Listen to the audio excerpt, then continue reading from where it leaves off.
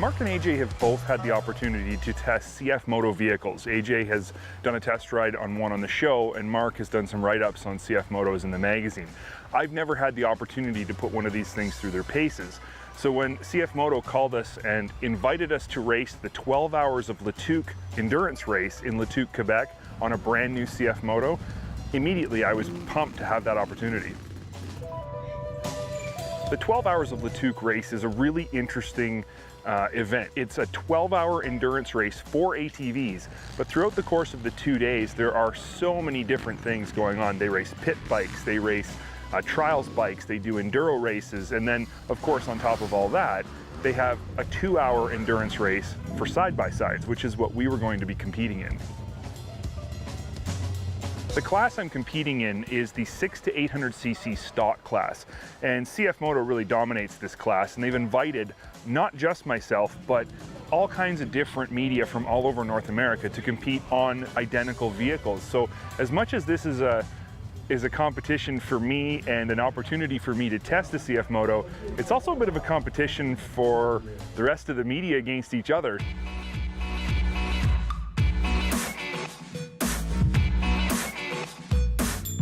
The Z-Force 800, I think, is a very misunderstood vehicle in the industry.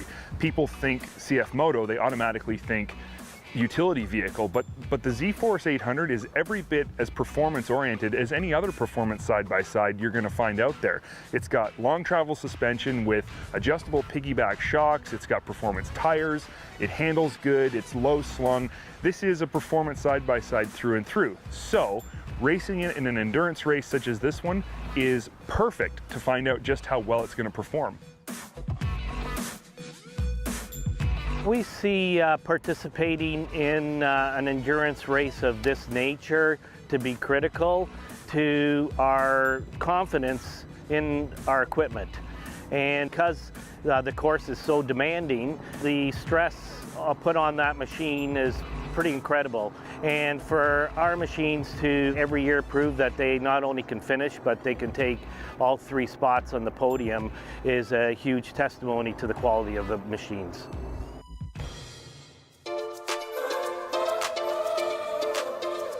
The side-by-side race course at the Le Tuc race is very unique. It's about 3 to 4 kilometers long. It takes just under 3 minutes to complete a lap, and it consists of a variety of different terrain and different riding styles. So some of it is very flat, some of it is very sandy, some of it's tight, wide, twisty. There's even a little motocross style section right after the finish line. It's a very unique course, and I think it's going to put the vehicle and the rider through their paces in a big way. So you race 1 hour one day and then 1 hour the next day, and your finish is determined by the number of laps you complete within those 2 hours.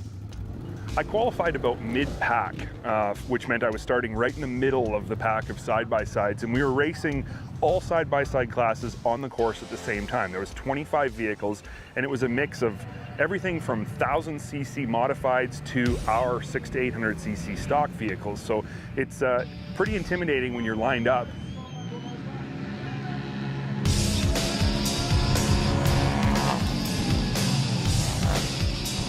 Race such as Le Tuc focuses on obviously the sports aspect of our Force lineup, and in particular our Z-Force is the product that we enter into an event like this, and so that's our sports side-by-side model. We have that in our 800cc, and we do quite well with our 800 up against some of those bigger engines.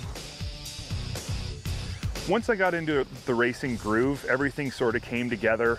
The track changed pretty dramatically from lap to lap because there was a lot of soft ground, and basically just focused on trying to catch the guy in front of me. Anybody I could see in front of me, I either wanted to keep up with them if they were in a faster vehicle, or I wanted to catch them if they were in an equally classed vehicle.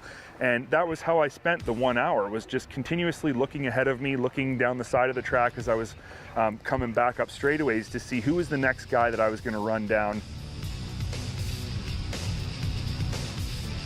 After the finish of the first hour of the race, I had no idea where I'd ended up. So when I finally got back, I was very pleased to find out that I was actually in first place. But I knew a couple of the guys that were going to be tough competition from different media outlets who actually race side-by-sides every weekend. They weren't that far behind me. So going into the second half of the race, I knew I had to maintain this small margin of lead that I had so that I wouldn't have to push myself too hard for the second hour and risk breaking something. The name 12 Hours of Le Tuc comes from the actual ATV portion of this event. The ATV racers race 12 hours on the same course that we race side-by-sides on, and they do it in 3 4-hour sections. So they do the first 4-hour section during the first day, then they do another 4-hour section that night, and it runs until 2 in the morning. It was really exciting watching these guys give it 110% at night, and it was my favorite part of watching the ATV portion of the event. Further to just ATVs though, they race trials bikes on a specifically designed trials course, which is, if anybody's seen trials vehicles, it's incredible to watch what they can do. They've got an enduro setup that's actually a sanctioned race for guys who race enduro circuits in Quebec. And there was a ton of those guys riding around. They had a pit bike race. They had a midway area with vendors and different displays, food set up. There was a lot of stuff to do here besides just race side-by-sides. This is a grassroots event, and we believe in grassroots events as being really important to growing a relationship between CFMOTO and its audience. This year at Le Tuc, we expanded our racer entry into the event by inviting the top media across North America to participate, especially on our racing team. And we were thrilled when Dirt Tracks Television and especially Luke Lester took up the challenge and joined us as part of our racing team. Knowing that this vehicle had a full hour's worth of this type of racing on it already made me more nervous, thinking going into the second half of the race, like, I now have a lead to defend and I don't want this thing to break, but I also know the guys who are behind me are extra motivated to get past me, so I got to race my hardest. Again, when the green flag dropped, I made a decision to just go for it and figured worst case scenario is I can say I did my best the whole time and rode my hardest, and pleasantly surprised to the max that this vehicle survived another solid hour of even more grueling racing. Not only did this vehicle finish the race without any issues, it performed during the entire 2 hours every bit as well as I would have expected, if not better in many cases. From the suspension to the power, handling was the most impressive thing of all. I was comfortable. Everything about this vehicle exceeded my expectations, and I have to say, I've gone away with a greater appreciation for the level of quality and performance that CFMOTO is building. And I guess the proof is that we ended up, after the 2 days of racing, 2 full hours, in first place over 2.5 laps ahead of the next place finisher. After spending the weekend with the crew from CFMOTO, I have to say they're dedicated to racing. They love racing, grassroots racing. They're dedicated to their product and making sure the product is developed further and gets better and better.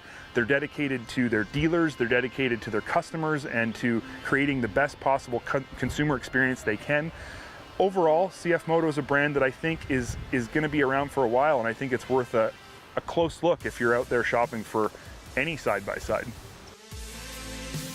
Like to sort of see our future in racing to continue. It's something that's very important to CFMOTO to participate in these kind of events, because we do have a passion for this kind of activities. More than anything, we believe these type of events contribute to building nice and great communities.